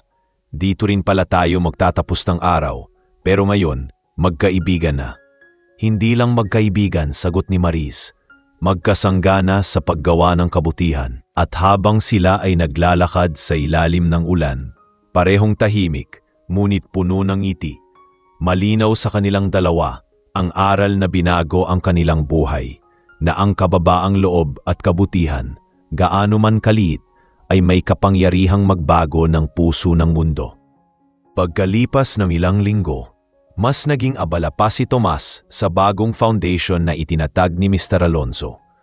Halos araw-araw ay nasa iba't ibang lugar siya, nakikipagbulong, nag-oorganisa ng mga community program at nagbabalangkas ng mga proyekto para sa mga nangangailangan. Kasama niya si Mariz sa halos lahat ng gawain. Sa bawat biyahe nila, hindi maiiwasan ni Mariz na mapansin kung gaano pa rin kasimple si Tomas sa kabila ng lahat ng tagumpay. Kahit may sasakyan na siyang ginagamit, mas gusto pa rin nitong bumaba sa kanto at maglakad papunta sa opisina. Kapag may natitirang pagkain mula sa meeting, siya mismo ang nag-aabot nito sa mga taong nakatira sa lansangan. Sa kanya, ang kabutihan ay hindi kailangang ipagyabang, kundi isabuhay. Isang araw, habang nasa meeting sila kasama si Mr. Alonzo at ang mga tagapamahala ng foundation, binanggit ng isa sa mga board member na may bagong proyekto silang gustong simulan, isang scholarship program para sa mga batang mahihirap. Gusto naming pangalanan ito bilang Tomas Scholars, sabi ni Alonzo habang nakangiti. Nabigla si Tomas. Sir, ako po, hindi naman po kailangan, mas magandang pangalanan na lang sa inyo, sabi niya, ngunit umiling si Alonzo. Hindi ko kailangan ng pangalan sa proyekto, Tomas, pero ang pangalan mo, iyon ang inspirasyon ng foundation na ito, kaya dapat sa iyo ipangalan. Hindi na siya nakapagsalita pa. Sa halip, napayuo siya, hawak ang dibdib at naramdaman niyang bumigat ang luha sa kanyang mata. Matapos ang pagpupulong, nilapitan siya ni Mariz. Tomas, alam mo deserve mo yon, sabi niya. Ang dami mong binago, hindi lang sa kumpanya, kundi sa mga tao. Kung alam mo lang, bawat empleyado dito tinitingnan ka bilang halimbawa. Ngumiti si Tomas, ngunit mahina ang tinig. Hindi ko hinangad na maging halimbawa, Mariz. Ang gusto ko lang ay may matutunan ang mga tao mula sa pagkakamali ko noon. Kasi minsan, kailangan mong danasin ang hirap para matutong pahalagahan ng mabuti. Lumipas pa ang mga araw at nagsimula na ang unang batch ng mga Tomas Scholars. 100 kabataan mula sa iba't ibang lugar ang napili para sa programa. Lahat ay galing sa mahihirap na pamilya, mga batang may pangarap ngunit kapos sa kakayahan. Sa araw ng seremonya, pinangunahan ni Tomas ang pagsalita. Alam kong marami sa inyo tang nakaranas ng gutom, ng pagtawa ng ibang tao, ng panghuhusga, sabi niya sa mikropono. Alam ko yon kasi ako mismo ang nakaranas niyan. Pero tandaan ninyo, hindi kailanman magiging hadlang ang kahirapan sa tagumpay kung hindi ninyo hahayaang mawalan kayo ng pag-asa. Pagkatapos ng programa, nilapitan siya ng isang batang lalaki, mga 12 anyos pa lang, at mahigpit na niyakap siya. Sir Tomas, sabi ng bata, balang araw, gusto ko rin maging katulad ninyo. Gusto kong tumulong sa mga taong tinatawanan ng iba. Napangiti si Tomas at hinaplos ang ulo ng bata. Mas magiging magaling ka pa sa akin, anak, dahil bata ka pa lang, marunong pa nang makakita ng kabutihan sa mundo. Sa mga sandaling iyon, hindi na niya napigilang mapaluha. Habang patuloy ang paglago ng foundation, hindi rin nakaligtas si Tomas sa mga pagsubok. Dumating ang panahon na kinailangan niyang magpahinga dahil sa pagod at stress. Isang gabi, hagang naglalakad siya pauwi, biglang sumakit ang kanyang dibdib. Mabuti na lang at may nadaanang security guard na agad siyang dinala sa ospital. Nang malaman ni Mariz ang nangyari, agad siyang nagtungo roon, halos umiiyak. Tomas, sabi niya habang nakaupo sa tabi ng kama niya, bakit hindi mo sinabi na napapagod ka na? Mahinang ngumiti si Tomas. Mariz, hindi ko alam na ganito kahirap magtrabaho para sa kabutihan. Akala ko madali lang, pero totoo pala, kailangan din ng pahinga ang puso. Kinabukasan, dumating si Mr. Alonzo sa ospital. Tomas, magpahinga ka muna. Kami na muna ang bahala sa foundasyon, sabi nito. Hindi po ako sanay na walang ginagawa, sagot ni Tomas. Baka mawala yung momentum. Hindi mawawala yon, sagot ni Alonzo. Kasi hindi lang ikaw ang nagtuturo ng kabutihan. Nahawa na kami lahat sa'yo. Nasa amin na yung aral na iniwan mo. Pagkalipas ng 2 linggo, bumalik sa trabaho si Tomas, ngunit mas maingat na siya ngayon. Hindi na niya pinipilit ang sarili kapag pagod. Mas pinili niyang magturo, magkwento at mag-inspire kesa mapagod sa pisikal na gawain. Isang araw, tinawag siya ni Marie sa conference room. Tomas, may gusto akong ipakita, sabi niya. Pagpasok niya, nakita niyang puno ng mga empleyado ang silid at sa gitna ng mesa ay maliit na tarpaulin na may nakasulat, "Salamat Tomas." Napahinto siya, nagulat. Ano to? Tanong niya. Lumapit si Mariz at numiti. Ito ang paraan namin ng pasasalamat sa'yo. Kasi kung hindi dahil sa'yo, hindi namin malalaman kung paano tumingin ng may puso. Tumayo si Tomas sa harapan at tumingin sa kanilang lahat. Wala kayong dapat ipasalamat, sabi niya. Lahat ng nangyari hindi dahil sa akin. Dahil sa inyo sa pagbubukas ng isip ninyo, sa pagyakap ninyo sa kabutihan, ang tagumpay ng foundation, tagumpay nating lahat. Tumunog ang palakpakan at sa gitna ng mga ngiti, muling naramdaman ni Tomas na natupad na niya ang layunin niya sa buhay. Ang mag-iwan ng mabuting bakas sa puso ng iba. Nang gabing iyon, habang naglalakad siya pauwi, nadaanan niyang muli ang dating pwesto niya noon bilang pulubi sa labas ng mall. Umupo siya sandali at tinitigan ang langit. Kung nandito ka, Ama, bulong niya. Salamat dahil ginabayan mo ako. Hindi ko man alam kung saan ako dadalhin ng buhay noon, ngayon alam ko na. Dito pala, sa pagtulong sa iba. Sa katahimikan ng gabi, naramdaman niyang payapa na ang lahat. Ang dati niyang sugatang pagkatao, ngayon ay isa ng gabay para sa iba. Makalipas ang ilang buwan mula nang maitatag ng Tomas Scholars, mas lalo pang lumago ang programa. Libu-libong bata mula sa iba't ibang panig ng bansa ang nabigyan ng pagkakataong makapag-aral. Ang simpleng proyekto na nagsimula sa hangaring makatulong ay naging kilalang kilusan sa buong bansa. Sa mga balita, madalas marinig ang pangalan ni Tomas, hindi bilang dating pulubi, kundi bilang taong nagturo ng kabutihan sa pamamagitan ng halimbawa. Ngunit sa kabila ng lahat, nanatiling tahimik ang kanyang pamumuhay. Hindi niya hinayaan na malunod siya sa papuri. Mas madalas pa rin siyang makita sa lansangan, nag-aabot ng pagkain sa mga bata o kaya ay nakikipag-usap sa mga taong walang tirahan. Sa bawat ngiti at pagyakap na natatanggap niya, ramdam niya ang dahilan kung bakit siya iniligtas ng Diyos mula sa kahirapan. Para maglingkod, hindi para sumikat.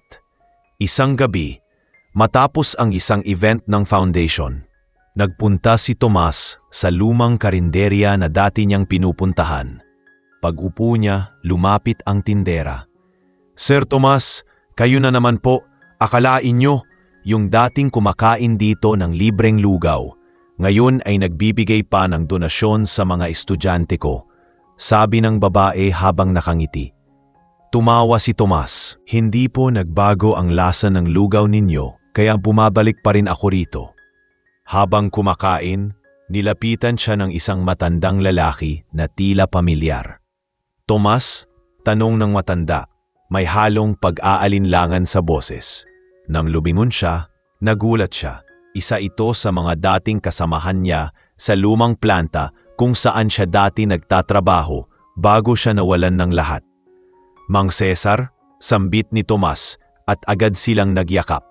Nagkwentuhan sila ng mahaba. Nalaman ni Tomas na marami pala sa kanilang mga dating kasamahan ang nagkalayo-layo nang magsara ang kumpanya noon.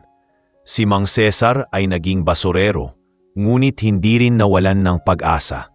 Tomas, naririnig ko sa radyo ang tungkol sa foundation mo. Hindi ako makapaniwala na yung kasama kong palaging tumutulong noon sa mga trabahador. Yun pala ang Tomas na sinasabi nila. Napangiti si Tomas. Hindi ko rin akalain na darating ako sa ganito.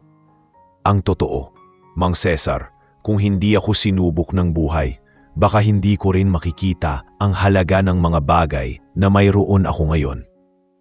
Habang nag-uusap sila, napansin ni Tomas ang hirap sa mukha ng kaibigan. Mang Cesar, kumusta po kayo ngayon? Tanong niya. Ayos lang, Tomas. May mga araw na mahirap, pero lumalaban pa rin. May apo akong pinag-aaral, pero kapos talaga. Tumango si Tomas. Bukas, puntahan ninyo ako sa opisina. Tutulungan ko po kayo. Hindi ko man mabayaran ang kabutihan ng mga panahon na tinulungan niyo ako noon, pero gusto kong makatulong sa inyo ngayon. Napaluha si Mang Cesar. Salamat, Tomas. Hindi talaga nagbago ang puso mo. Kinabukasan, tinulungan ni Tomas si Mang Cesar na makakuha ng trabaho sa maintenance department ng foundation. Nang malaman ito ng mga empleyado, maraming humanga palalo kay Tomas. Kahit sa dami ng ginagawa niya, hindi pa rin siya nakakalimot sa mga taong naging bahagi ng buhay niya, sabi ng isa sa staff. Ngunit para kay Tomas, normal lang iyon. Ang utang ng kabutihan hindi kailanman nawawala sa isip ng taong may puso. Wika niya. Habang abala si Tomas sa kanyang mga tungkulin, abala rin si Maris sa pagpapatakbo ng mga proyekto sa komunidad. Madalas silang magkasama at sa bawat pagtutulungan nila, mas lumalalim ang respeto nila sa isa't isa. Minsan, habang nag-aayos sila ng mga papeles, nagtanong si Maris, Tomas, naisip mo na bang bumalik sa pamilya mo sa probinsya? Sigurado akong gustong-gusto ka na nilang makita. Napatingin si Tomas sa labas ng bintana. Matagal ko nang balak yan, Maris. Pero natatakot ako. Matagal akong nawala, baka hindi na nila ako tanggapin. Umiling si Maris. Ang taong marunong magpatawad sa iba, marunong ding patawarin ang pamilya. Sigurado ako tatanggapin ka nila. Pag-uwi ni Tomas noong gabing iyon, hindi niya mapigilang balikan sa isip ang lumang bahay nila sa probinsya. Ang simpleng kubo na iniwan niya nang umalis siya sa Maynila. Sa isip niya, sariwa pa rin ang mga alaala ng kanyang mga magulang at mga kapatid.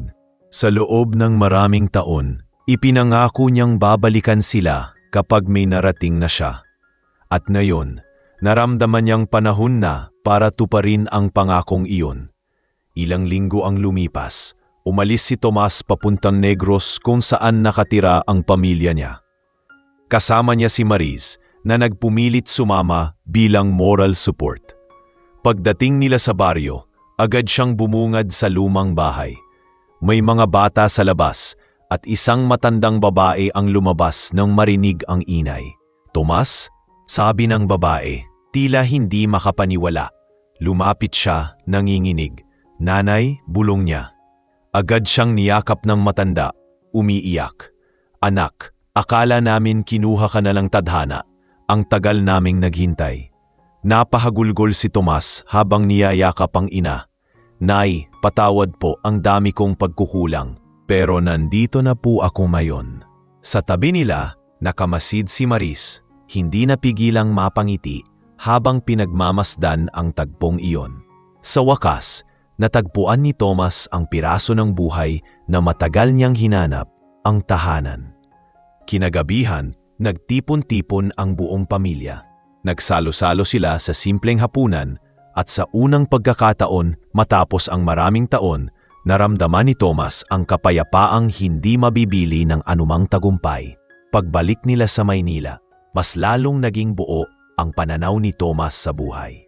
Sa mga susunod na buwan, mas pinagtuunan niya ng pansin ang mga empleyado. Hindi lang trabaho ang itinuturo ko ngayon, sabi niya kay Maris. Gusto kong turuan sila kung paano magmahal ng pamilya at magpasalamat sa pinanggalingan nila. Tumango si Maris. At yan ang dahilan kung bakit ikaw ang pinili ni Mr. Alonzo. Kasi alam mong ang puso ng kumpanya ay hindi sa pera, kundi sa mga taong bumubuo nito. Habang lumalakad si Thomas sa hallway ng mall kinabukasan, nakasalubong niya si Maris at si Mr. Alonzo. Pareho silang ngumiti. Sa paligid nila, ramdam ang saya at respeto ng mga tao. Mula sa dating pulubi na itinaboy sa labas, ngayon ay isa siyang haligi ng kabutihan at inspirasyon. At sa bawat ngiti at pagbati ng mga empleyado, alam niyang natupad na niya ang misyon niya sa buhay. Ang ituro na ang tunay na yaman ng tao ay hindi nasusukat sa kayamanan, kundi sa kabutihang naiwan sa puso ng iba. Lumipas pa ang ilang buwan at mas laling lumawak ang mga proyekto ng foundation. Sa bawat lalawigan na binibisita nila, lagi nang nababanggit ang pangalan ni Tomas. Ang daing pulubi na tinaboy sa labas ng mall ay ngayoy kinikilalang haligi ng inspirasyon. Ngunit sa kabila ng lahat ng parangal at pagkilala, hindi pa rin nagbabago si Tomas. Sa tuwing tinatanong siya ng mga mamamahayag kung ano ang sikreto ng tagumpay niya, iisa lang ang sagot niya. Ang kabutihan ay hindi dapat ginagawa para sa gantimpala. Ginagawa ito dahil iyon ang tama. Sa mamasimpleng salitang iyon, mas lalo siyang hinangaan ng mga tao. Isang araw, dumating si Mr. Alonzo sa opisina ni Tomas. May dala siyang makapal na folder ng mga ulat tungkol sa pandasyon. Tomas, sabi niya, hindi ko akalain na ganito kabilis, lalaki ang organisasyon natin. Pero higit sa lahat, hindi ko akalain na mas marami pa akong matututunan sa iyo kaysa sa mga taong pinag-aralan ko sa negosyo. Ngumiti lang si Tomas. Sir, pareho lang po tayo. Pareho tayong natututo sa isa't isa. Wala po akong nagawa kung hindi ko rin po nakita ang tiwala ninyo sa akin. Hindi lang tiwala, sagot ni Alonzo, respeto, at sa totoo lang, naisip kong gusto kong ikaw ang maging tagapamahala ng lahat ng social programs ng kumpanya. Gusto kong palawakin pa ang abot nito sa buong bansa. Hindi agad nakapagsalita si Tomas. Sir, malaking karangalan po yan, pero sigurado po ba kayo? Tomas, sagot ni Alonzo, walang mas angkop dyan kundi ikaw.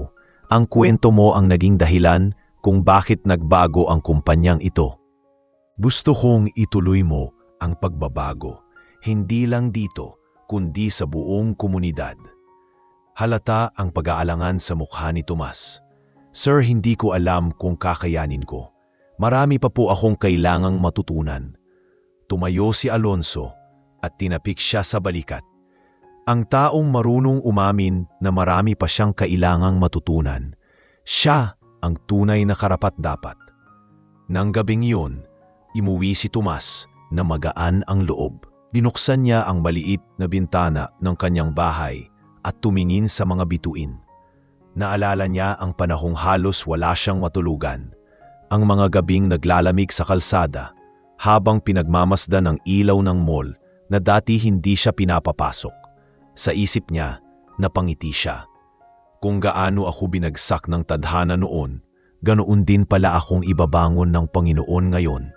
Bulong niya. Kinabukasan, ipinatawag ni Tomas si Maris sa kanyang opisina. Maris, sabi niya, naalala mo pa ba yung unang araw na nagkita tayo? Napatawa si Maris.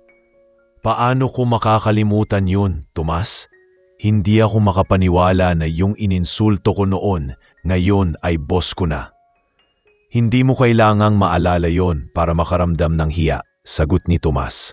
Gusto kong maalala mo yon bilang paalala na ang buhay ay marunong magturo. At sa tingin ko, ngayon ay panahon mo na para turuan din ang iba. Nagulat si Maris. Anong ibig mong sabihin? Pinili kita ni Sir Alonzo bilang isa sa mga magiging speaker ng training program sa mga bagong empleyado. Gusto naming marinig nila ang kwento mo, yung totoong pagbabago. Hindi nakapagsalita si Maris sa una, pero kalaunan ay ngumiti siya.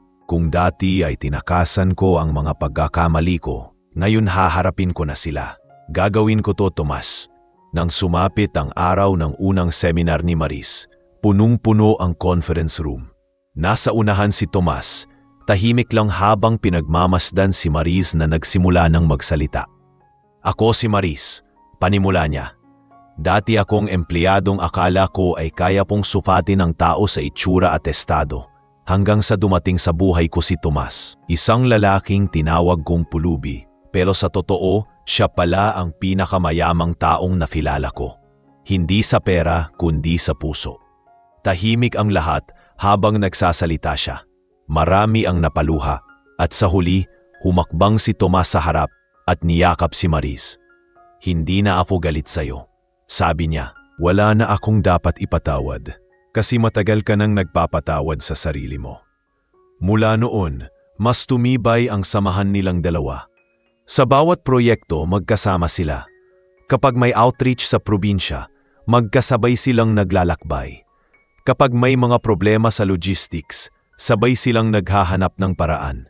Hindi lang sila magkatrabaho, kundi tunay na magkaibigan na pinag-isa ng kapatawaran at malasakit.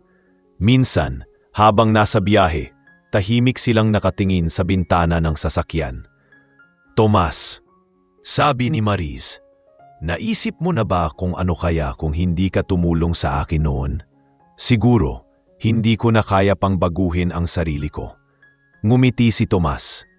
Ang kabutihan, Maris, kahit gaano kaliit, laging may kakayahang baguhin ang puso ng tao.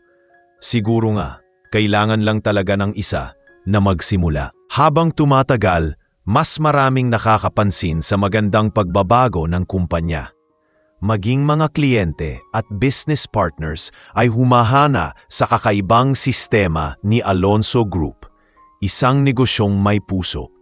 Sa bawat branch ng mall, makikita ang mga programang tinutulungan ni Tomas at ni Maris. May mga libreng check-up para sa mga empleyado, feeding program para sa mga bata, at livelihood workshops para sa mga ina.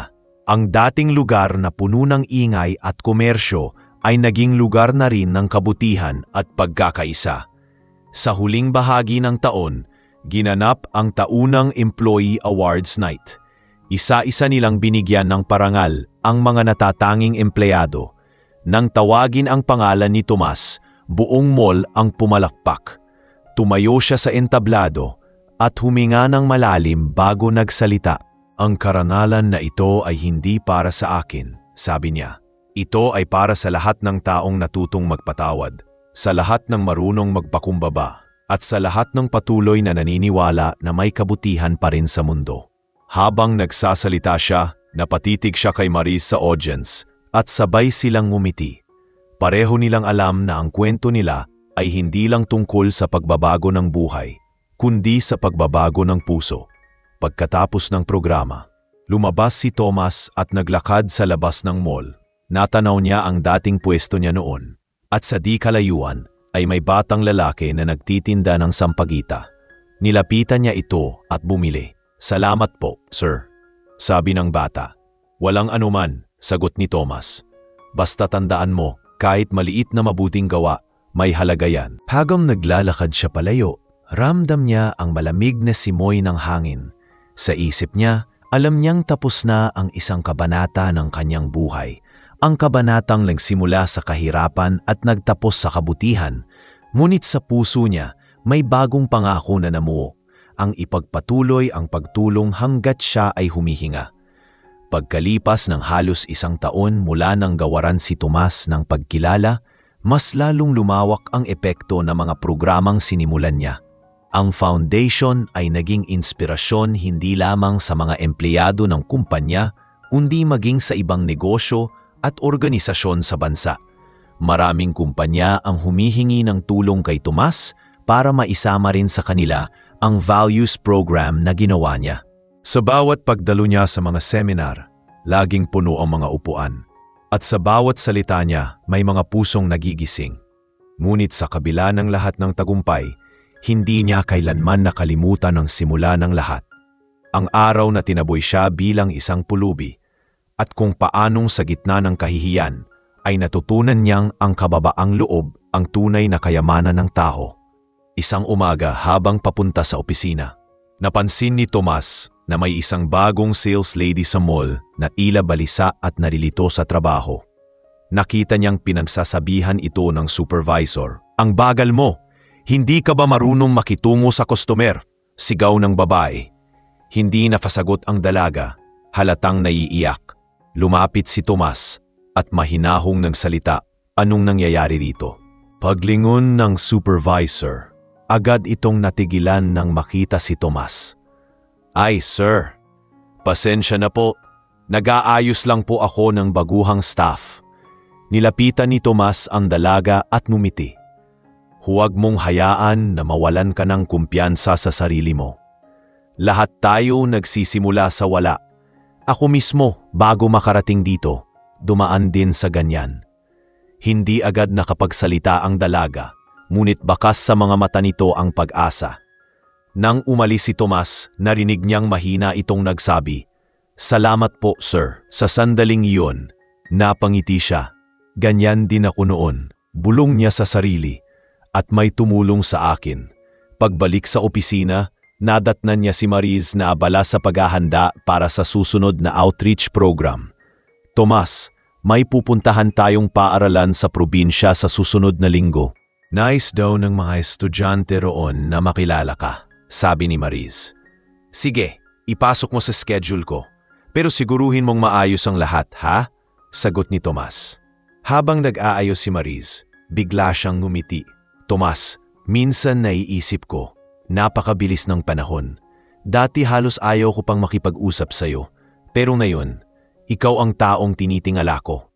Tumingin si Tomas sa kanya, ngumiti at sabi, "Hindi ko kailanman inisip na titingalain ako ng kahit sino, Mariz. Ang gusto ko lang ay makita ng mga tao na ang kabutihan ay hindi kailanman nasasayang."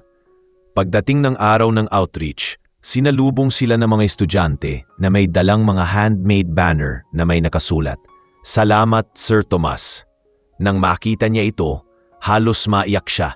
"Mga bata," sabi niya sa mikropono, "hindi ako espesyal. Isa rin akong tulad ninyo na nangarap.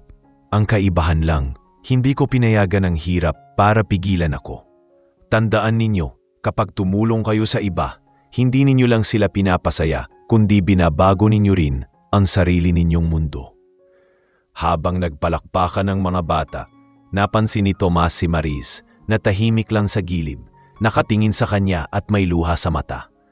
Nang matapos ang programa, nilapitan niya ito. "Bakit ka umiiyak?" tanong niya. "Hindi ko alam," sagot ni Mariz.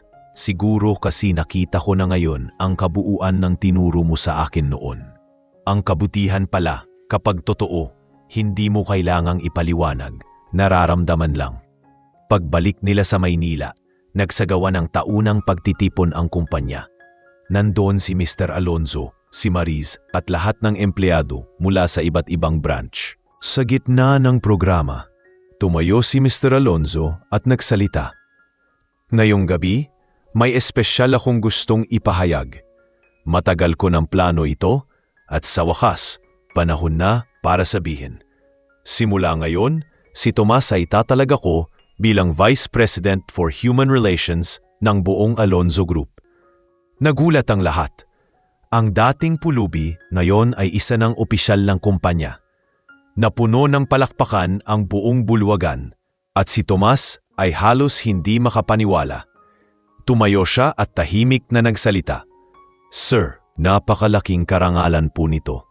Pero higit pa sa posisyon, ang halaga po nito sa akin ay ang tiwalang ibinigay ninyo. Sana ay maging karapat-dapat ako sa pagkakataong ito." Tumayo si Alonzo at niyakap siya. "Matagal ka ng karapat-dapat, Tomas. Ngayon lang namin ito ginawang formal." Pagkatapos ng seremonya, lumapit si Mariz kay Tomas. "Vice President na pala ang taong tinawag kong pulubi noon," sabi niya sabay tawa. "Hindi naman nagbago ang tingin ko sa sarili ko, Mariz," sagot ni Tomas. "Pulubi pa rin ako pero sa pagkakataong ito, pulubi sa karangyaan.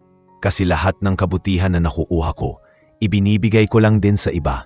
Tumawa si Mariz, ngunit napahawak siya sa dibdib. "Tomas, salamat. Kung hindi kita nakilala, baka hanggang ngayon wala pa ring direksyon ang buhay ko." "Mariz," sagot ni Tomas, "lahat tayo may panahon ng pagkakamali. Pero ang mahalaga, alam nating tumama sa dulo. Kinabukasan, bumalik si Thomas sa lumang pwesto niya sa labas ng mall. Hindi na siya suot ang simpleng damit, kundi isang disente, ngunit payak na polo. Lumapit sa kanya ang isang batang pulubi, marumi at mukhang gutom. "Kuya, palimos po," sabi ng bata. Hinaplos ni Tomas ang ulo nito at inabutan ng pagkain. "Kumain ka muna anak," sabi niya. "Alam mo ba, dati ako rin ay katulad mo." Nagulat ang bata. "Talaga po?" "Oo," sagot niya. "Pero tandaan mo ito, hindi habang buhay ganyan ka. Huwag mong kalimutan, may Diyos na gumagawa ng paraan para sa mga taong may mabuting puso." Habang tinitingnan niya ang bata, bigla niyang naalala ang sarili niya noon. Sa mga mata ng batang iyon, nakita niya ang larawan ng nakaraan niyang puno ng sakit at pangungutya. Pero ngayon, nakita rin niya ang pag-asa, ang parehong pag-asang minsan ay tinanganan niya.